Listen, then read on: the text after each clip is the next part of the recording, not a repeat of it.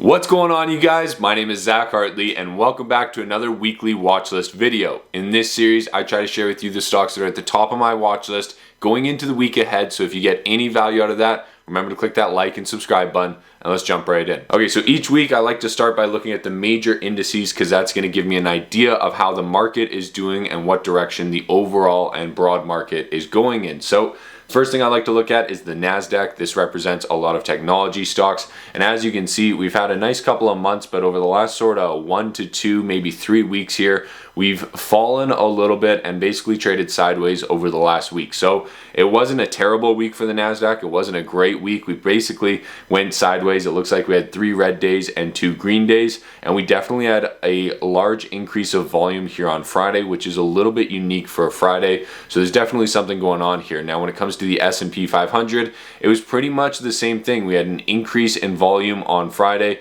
and kind of a sideways to negative week. It didn't look great. And then same thing with the Dow Jones. The Dow Jones actually looks a little bit more bearish. You can see I've drawn a trend line here just connecting these 3 low points, and that gives us a level of support. And over the last few weeks, we have crossed below that level of support. We have also crossed below our 20 and 50-day moving averages. We had higher volume again on Friday, but we are entering the oversold zone of the RSI, and the MACD is in the negative, and it doesn't look great. So overall, the market conditions look okay. They don't look great. We are trading near our all-time highs, so there's no need to panic yet. There's no market crash happening yet. There is nothing that would indicate that we are about to fall off a cliff. However, there's not a lot of positive signs either, and so the last week was basically sideways. Now, when you dive into it and you look at how the market is feeling about this, well, that's where you look at the Volatility Index, also known as the VIX. This is basically an algorithm that looks at the expectations for volatility over the next 30 days. And it says, okay, the price is right here. 30 days from now, where are people expecting it to be? And if those ranges are further out, it means that there is going to be higher volatility and more uncertainty in the market.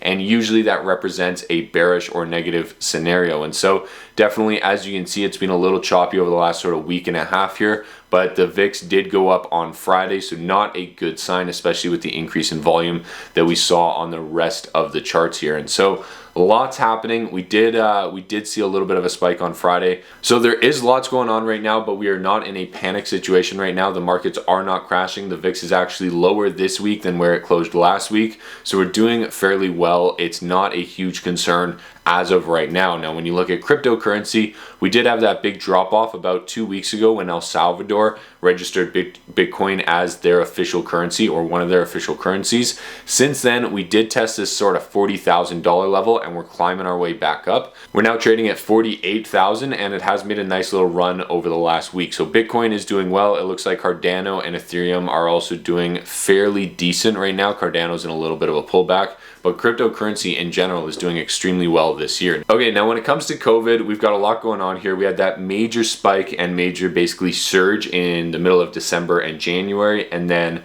going into the end of the summer here, we had definitely an increase, but over the last few weeks, it is starting to come down in the USA, which is definitely a nice sign to see. It feels like there's a much larger push to get people vaccinated right now because of hospital numbers, and so definitely a good thing that people are getting vaccinated, and it looks like it's starting to bring the numbers down, which is definitely a good sign. Now, when it comes to earnings for this week, we got a lot going on, and most of it is kind of medium-sized companies. So, for instance, we've got FedEx and Adobe that are reporting their earnings after close on Tuesday. You also have Aurora reporting their earnings on Tuesday. I'm pretty excited for that one to see how that goes. We also have BlackBerry coming out on Wednesday. We've got Nike and Costco coming out on Thursday. And we've got General Mills in here on Wednesday before the market opens. So a couple of decent companies, a couple of companies that you know and should be excited about. Adobe has been on an absolute run up over the last few months. I pointed it out in one of my watch lists a little while ago, and the stock has basically doubled since then. So Adobe's doing amazing. I'd be surprised if they can meet expectations, but that's just my opinion. Nike's been doing pretty well as well, and FedEx, I think, is going to have more and more competition as Amazon expands their shipping capacity. So that is what is coming up this week. Now, with regards to a little bit of a performance review with regards to my picks last week, I had a couple of picks that worked out fairly well. I got into LICY last week. This is what it looked like when I showed you the chart last week, and this is what it looks like this week. We're up just a couple of percent here. I was hoping to see a breakout of this previous high, but it looks like it rejected us, and now we tested it again on Friday. We'll see where we open on Monday, Tuesday, but anywhere around $8, I think this company shows great promise, and I think it's a great opportunity.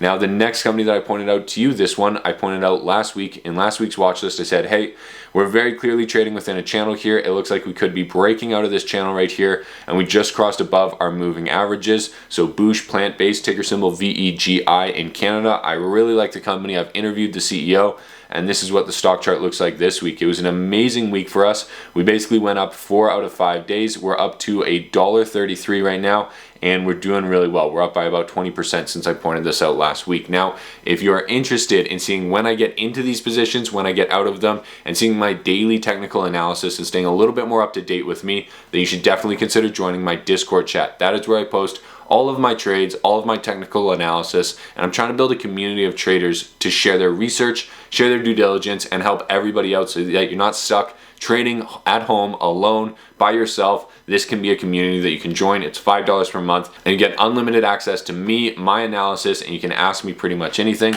Definitely check it out. Now, when it comes to this week's picks, there's a lot going on, and the number one opportunity that I'm focused on right now is Amazon. I currently hold a position in Amazon. I am considering adding to it. What I would like to see is a breakout of this 3,500 resistance level. As you can see, we are very clearly trading within a channel over the last little while. We did have a breakout earlier this year, and we even had a retest of support where we were bouncing off of it, and then we had a bad announcement come out, and Amazon dropped pretty significantly, but it looks like we're working our way back up, and it will be really interesting to see if we can break through this 3,500 level on Amazon. Now, the next company I'm looking at is Alibaba. Again, I hold a small position in Alibaba right here. I'm only down a couple of percent on it right now, but what I like about Alibaba is we've got some major support right here around 147 to 150, and if you look at the stock over the last just month here, you can see that we just double tested 150 right here. So I'm thinking that this could be the start of a turnaround or a trend change, and if you get in anywhere between 150 and 160 and you set your stop loss at 140, I think you're doing extremely well. I think there's a great opportunity on Alibaba, and the risk to reward on that trade is just phenomenal. So I'm watching Alibaba really closely. I like the company. I like what they're doing. And if Alibaba can make it through what's going on right now and they can continue this growth rate, then Alibaba is probably one of the most undervalued companies in the world right now. However, if the Chinese just continues to crack down on Alibaba and they struggle to make it through, well, that changes everything. So it's kind of a risk to reward here. Now, next company I want to point out to you is Zoom Video. This is one of the pandemic companies that just absolutely skyrocketed, and they hit a high of $588, but they are now trading at $280, meaning that they're down by over 50%. And the reason I'm starting to like Zoom is because if you look at this stock, we had very clear resistance around 280 right here. We finally broke through it and ran to 588, and then we came right back down to 280 right here in April, and now we are hovering on 280 again. So we've got a double bottom right here that used to be resistance for the stock. It now is support. We've double bottomed on it,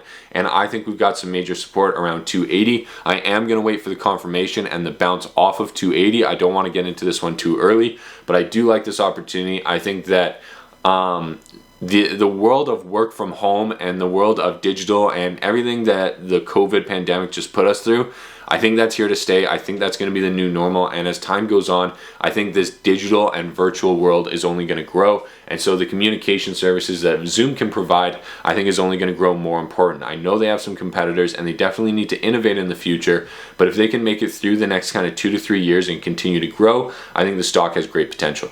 Now, the next company that I really like right now is Palantir. This is a software company with amazing margins, excellent growth, and the company is just a juggernaut, and they're starting to break out of this $27 level of resistance. They were rejected twice at $27, once right here in March and again right here in June.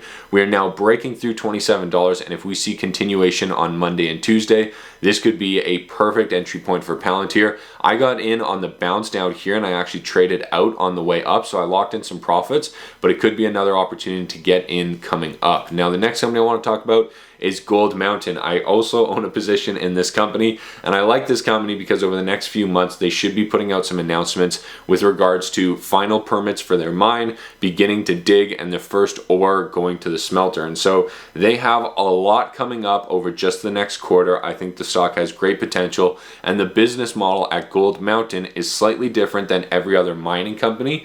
They are basically outsourcing all of it and just being the management team and taking a profit on it. So I like the business model, I like what they're doing, I like the resource, and everything about this company is going in the right direction. And now when you look at the stock price, we had a major breakout to 312. We have come back down to support, and now it looks like that support is holding, and it looks like the stock chart is starting to reverse. We've broken through our moving averages, and we are pushing through previous resistance right now. You can also see that we had this crazy day right here. I believe this was on Monday, and my Discord chat actually caught this. We were all talking about it and watching this, wondering what is happening, and we have no idea. We still can't figure it out, but for some reason on this day at around 1 p.m., everybody entered this stock. There was a ton of people buying it up. The stock skyrocketed.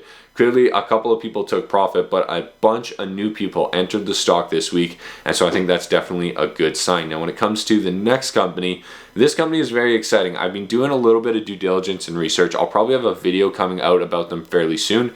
This is OpenDoor Technologies, and the reason that I like this company is because they have an innovative technology. They're growing extremely fast, and they're extremely well funded. And in the latest set of financials, the company actually said that as of right now, going into the fourth quarter of the year, they are on track to hit their 2023 projected targets that they gave out when they listed in December. And when they listed in December, they came out at around $30, and they're currently trading at around $18 right now. So this company was valued at $30, let's just call it $30, and now they're trading at $18, but they're on track to hit the 2023 projections this year. And so that just seems absolutely amazing to me. When I read that and I started looking into the company, I just thought there's huge potential here. So I need to do a little bit more due diligence before I take a big position. But on Monday, Tuesday, if we see continuation and we see a breakout of this $18.50 and $20 level, then I'm probably going to start with a small position and continue to build into it as I get more confident. But I really like the company right now. The last company that I want to point out for you today is Fiverr. Now, this is a very exciting technology, very exciting platform. They're growing extremely fast. They are fairly expensive. If you look at the price to sales ratio, they're a little bit expensive, but I like the stock right now for a swing trade because we've got major support right here around 150 to 152. We've got good momentum over the last few weeks on the stock, and we've got a crossover of our moving averages. I think the next level of resistance is going to be around $250, and if we can break through that, the stock has room to go up to 300 or 350. And so I like the risk to reward ratio on Fiverr right now for probably a couple week to couple month swing trade. I think there's a great opportunity here, especially going into these next few holiday months where people are starting to gear up for Christmas and get ready for those Christmas sales. I think Fiverr is extremely well positioned for the entrepreneurs and the businesses that are going to need the services that Fiverr offers. And so I really like the company right now. I think they're going to have a phenomenal fourth quarter. And at these levels, I think it's reasonable. It's trading quite low from its highs. It's down by over 33%. So as of right now, I think it's selling at a discount, and I think you can get in for a good swing trade as long as we see it break through this kind of 200 level. We're at 200 right now, but I'd like to see it open above 200 on Monday. I don't want that round number to hold it back at all. Okay, now just as a quick summary, you need to watch the market indices and the VIX for the direction of the market going into Monday and Tuesday. You want to be buying or selling into the market. You do not want to be fighting against the broad market. There's a lot of stocks out here that have key levels of support, but those levels of support are not going to hold up if the market decides to crash. We do have the holidays coming up though. I think there's going to be a lot of companies that are very well positioned to take advantage of those holidays, and I think there's a lot of opportunity out there, especially Amazon and Alibaba. I like both of those companies right now. I think they're well positioned to have an excellent Q4. And speaking of that, there's only 2 weeks left in Q3. Q3 is almost over. There's only 1 quarter left in the year for these companies to make their impact, and then we are on to 2022. So it is time to think about your portfolio. It's time to take advantage of any losses that you may have. Take advantage of tax loss harvesting, lock in those losses, and move on to the next investment. There's a lot going on right now. There's a lot on the agenda, and it's a very exciting time to be in the stock market. Now, if you're interested in learning a little bit more about how to look at these stocks, analyze these companies, and read the financials, then you should definitely consider signing up for my stock market fundamentals fundamentals course. It is completely free. When you sign up with the link down below, it'll give you 2 weeks of free access to the entire Skillshare platform. There you can take my course as well as any other course that you want, and if you cancel that subscription in under 2 weeks, you get the entire course for free. There's over 10 hours of content, there's over 8,000 students that have gone through the course, and there's over 325 reviews for you to take a read through.